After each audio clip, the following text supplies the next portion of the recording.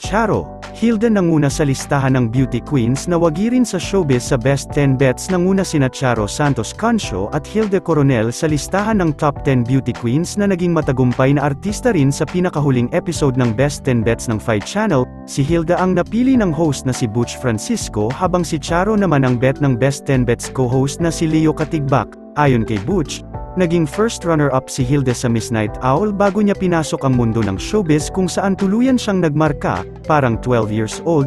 Nanalo na siya ng Famous for the War movie Santiago, with FPJ. Ngayon, basta pag sinabi mong Hilda Coronel, de kalidad, saad niya. Samantala, napili naman ni Leo si Charo na naging Miss Calapan at Baron Travel Girl dahil na rin sa naging malaking kontribusyon niya sa movie industry at naabot niya ang posisyon bilang dating presidente ng ABS-CBN.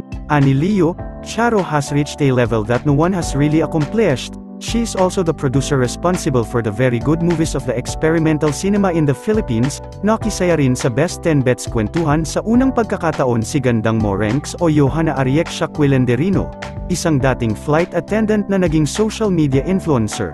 Para sa bagong co-host ng programa, sina Katrina Gray at Pia Wurtzbach ang beauty queens na maituturing niyang bongga ang naging accomplishment sa mundo ng showbiz.